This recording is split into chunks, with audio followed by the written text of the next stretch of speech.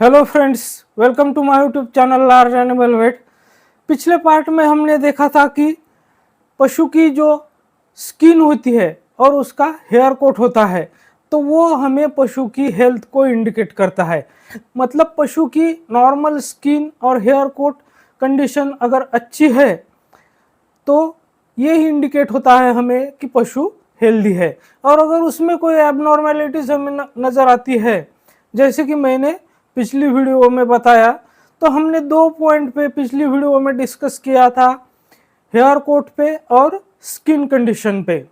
तो skin condition normal कैसे होनी चाहिए, अगर एबनॉर्मल है तो वो कौन सी डिफिशियंसी डिसीजेस में या मेटाबॉलिक डिसीजेस में या फिर इन्फेक्शियस डिसीजेस में हो सकती है। उसी तरह हेयर कोट पशु का जो होता है वो नॉर्मल किस तरह से होना चाहिए, और अगर उसमें कोई एबनॉर्मेलिटी हमें नज़र आती है तो वो किस डिफिशियंसी डिसीजेस में या कौन सी मिनरल्स की विटामिन्स की डिफिशियंसी की वजह से या फिर किसी प्रोटोजोअल या इन्फेक्शियस डिसीजेस की वजह से होता है, ये सब हमने पिछली वीडियो में डिस्कस किया था। तो आगे का जो पार्ट है तो हम इस वीडियो में कवर करेंगे। लेकिन उससे पहले अगर आप मेरे चैनल से नए जुड़े हैं या अभी तक आपने मेरा चैनल सब्सक्राइब नहीं किया है तो प्लीज़ मेरे चैनल को लाइक, शेयर और सब्सक्राइब करें। साथ में बेल वाला आइकन दबाकर ऑल वाला ऑप्शन भी चुनें ताकि भविष्य में आने वाली हर वीडियो की नोटिफिकेशन सबसे पहले आपको मिलती रहे।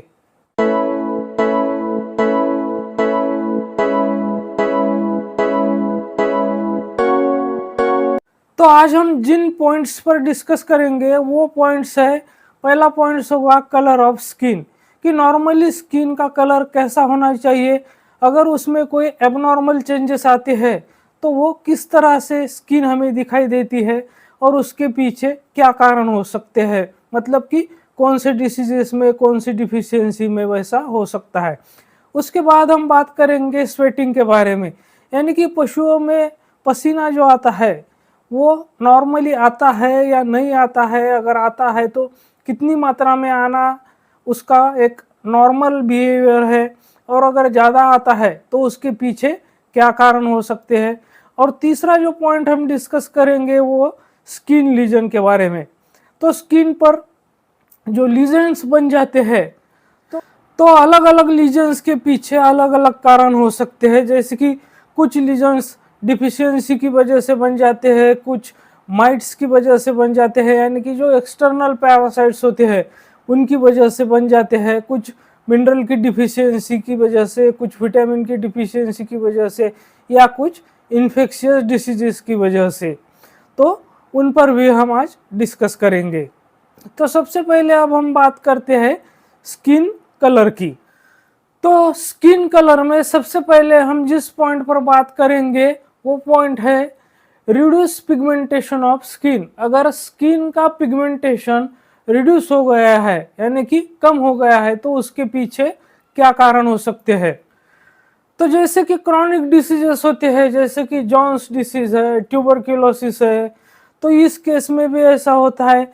इसके अलावा जो कॉपर डिफिशियंसी है और मोलिब्डेनोसिस है, तो मोलिब्डेनोसिस का मतलब मैंने कल के पार्ट में आपको बताया था। तो ये दो कंडीशन और भी है जिसमें जो पिगमेंटेशन है कोट का वो रिड्यूस हो जाता है। अब हम बात करते हैं कि अगर पैची डिसपिगमेंटेशन हो रहा है स्किन का और हेयर कोट का, मतलब कि स्किन पे और हेयर कोट पे पैचेस पड़ रहे हैं, वहाँ पर डीपिगमेंटेशन हो रहा है, तो ये हमें कौन सी कंडीशन में देखने को मिलता है। तो जैसे कि विटिलेगो है और अल्बिनिज्म है, तो ये दो कंडीशंस ऐसी है जिसमें हमें पैची डीपिगमेंटेशन ऑफ स्किन और हेयर कोट का देखने को मिलता है। तो विटिलेगो जो होता है तो वो एक ऐसी कंडीशन है जिसमें स्किन कलर जो है वो लॉस हो जाता है और पैचेस पड़ जाते हैं, तो उसको विटिलेगो कहते हैं। यानी कि पैचेस में स्किन कलर का लॉस हो जाता है, मतलब विटिलेगो होता है। और जो अल्बिनिज्म होता है तो वो एक इनहेरिटेड कंडीशन है जिसकी वजह से वहाँ पर भी डीपिगमेंटेशन हो जाता है। तो अब हम बात करते हैं हाइपर पिगमेंटेशन की। तो हाइपर पिगमेंटेशन हमें कौन से डिसीज कंडीशन में या फिर डिफिशियंसी कंडीशन में देखने को मिलते हैं। तो जैसे कि कोई क्रॉनिक स्किन डिसीज है तो वहाँ पर हमें हाइपर पिगमेंटेशन देखने को मिलता है। इसके अलावा खास करके डॉग में, जिसे हम अकैंथोसिस निग्रिकन्स कहते हैं, तो अकैंथोसिस निग्रिकन्स जो डॉग में होता है तो वहाँ पर भी हमें हाइपर पिगमेंटेशन देखने को मिलता है। इसके अलावा ओवरियन एंड टेस्टिकुलर डिसऑर्डर्स, यानी कि अगर ओवरी की कोई डिसऑर्डर्स है, ओवरी में कोई प्रॉब्लम है या फिर टेस्टिकल में कोई प्रॉब्लम है, वहाँ पर कोई डिसऑर्डर है, तो उस कंडीशन में भी हमें हाइपर पिगमेंटेशन देखने को मिलता है। इसके अलावा जो सबसे कॉमन कॉज होता है हाइपर पिगमेंटेशन का, तो वो होता है क्रॉनिक इरिटेशन।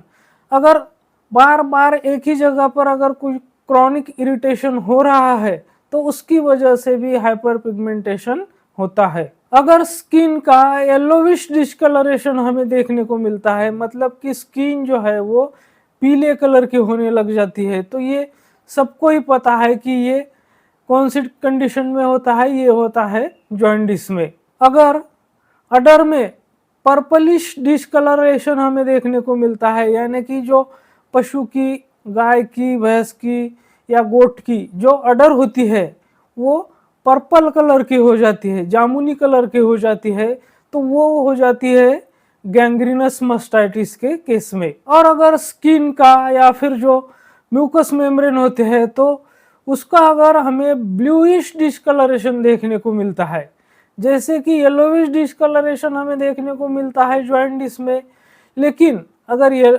ब्लूइश कलर का डिस्कलरेशन हमें देखने को मिलता है तो उसका मतलब क्या होता है कि बॉडी में ऑक्सीजन की कमी है। तो बॉडी में ऑक्सीजन जो रिक्वायरमेंट होती है वो ऑक्सीजन की रिक्वायरमेंट पूरी नहीं हो पा रही है, इसकी वजह से जो स्किन और म्यूकस मेम्ब्रेन होता है उसका ब्लूइश डिस्कलरेशन हो जाता है। तो ये होता है रेस्पिरेटरी डिस्पनिया में, यानी कि रेस्पिरेटरी सिस्टम से संबंधित, लंग से संबंधित अगर कोई भी प्रॉब्लम है तो जिसकी वजह से बॉडी की जो ऑक्सीजन रिक्वायरमेंट है वो पूरी नहीं हो पा रही है, तो वहाँ पर ब्लूइश डिस्कलरेशन हमें देखने को मिलता है। और अगर हमें पैलर ऑफ स्किन देखने को मिलता है या फिर म्यूकस मेम्ब्रेन देखने को मिलता है तो सबको पता है कि वो किस कंडीशन में होता है, वो होता है एनीमिया के केस में। जैसे कि हमने देखा कि पर्पलिश डिस्कलरेशन कब होता है, येलोविश डिस्कलरेशन कब होता है, ब्लूइश डिस्कलरेशन कब होता है, तो अब हम बात करेंगे रेडिश डिस्कलरेशन कब होता है, स्किन का रेड कलर या रेडिश कलर कब हो जाता है। तो जैसे कि सनबर्न का केस है तो उस केस में भी रेडनेस ऑफ स्किन हमें देखने को मिलता है। उसके अलावा जो फोटोसेंसिटाइजेशन का केस होता है तो वहाँ पर भी हमें देखने को मिलता है। इसके अलावा जो एक्यूट डर्मेटाइटिस होता है तो वहाँ पर भी हमें रेडनेस ऑफ स्किन देखने को मिलती है। और ख़ास करके अगर हम पिग की बात करें तो पिग में रेडिश डिस्कलरेशन ऑफ स्किन हमें कब देखने को मिलता है, तो जैसे कि स्वाइन इरिसिपेलस है या फिर स्वाइन फीवर है, तो ये दो कंडीशन जो होती है, स्वाइन फीवर और स्वाइन इरिसिपेलस, तो इन दो कंडीशन में हमें पिग में रेडिश डिस्कलरेशन स्किन का देखने को मिलता है। तो अब हम बात करते हैं स्वेटिंग के बारे में, यानी कि पसीने के बारे में। तो नॉर्मल स्वेटिंग कौन से पशुओं में कितनी होती है, तो अगर हम हॉर्स की बात करें तो हॉर्स में प्रोफ्यूज स्वेटिंग होती है, मतलब कि बहुत ज़्यादा स्वेटिंग हॉर्स में होती है, तो वो नॉर्मल ही होता है। हॉर्स में बहुत ज़्यादा स्वेटिंग होना नॉर्मल बात है।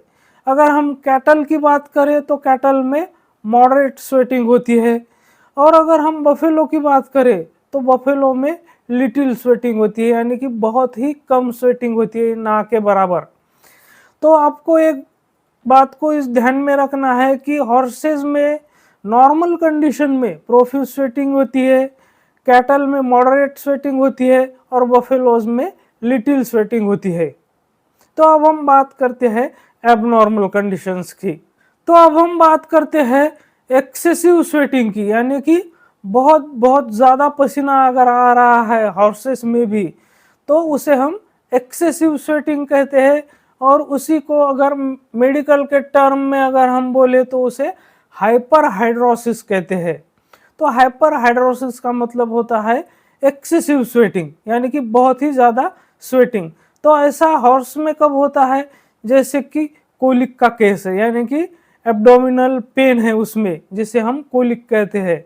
इसके अलावा जो अज़ोटूरिया होता है, तो मैंने अज़ोटूरिया पे भी वीडियो डाली हुई है, तो वो वीडियो आप जाकर देख सकते हैं। तो अज़ोटूरिया के केस में भी हॉर्सेस में एक्सेसिव स्वेटिंग होती है, कोलिक के केस में होती है। इसके अलावा अगर एक्सरसाइज भी हम बहुत ज़्यादा कराते हैं हॉर्स को तो वहाँ पर भी एक्सेसिव स्वेटिंग होती है।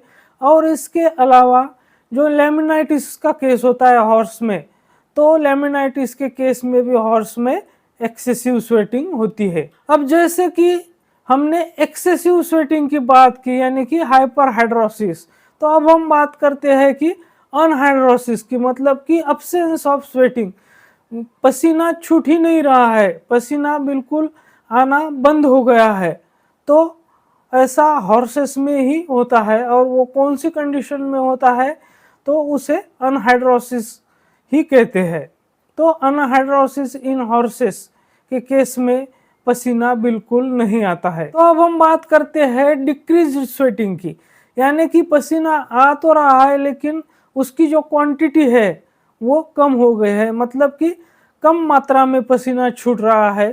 तो ऐसा कब होता है, जब एक्सेसिव डिहाइड्रेशन हो जाता है, जैसे कि डायरिया के केस में, तो वहाँ पर स्वेटिंग कम होती है। और अगर बहुत ज़्यादा मात्रा में बॉडी टेम्परेचर हाई है, जहाँ पर फीवर है, तो ऐसे कंडीशन में भी पसीना जो है वो रिड्यूस हो जाता है, कम हो जाता है। लेकिन आपको यहाँ पर एक बात ध्यान में रखना ज़रूरी है कि जब बॉडी टेम्परेचर हाई हो जाता है, तो अगर एक दिन के लिए होता है तो वहाँ पर स्वेटिंग जो है वो रिड्यूस नहीं होती है। तो जब कंटिन्यूअस फीवर होता है तो उस कंडीशन में स्वेटिंग रिड्यूस हो जाती है।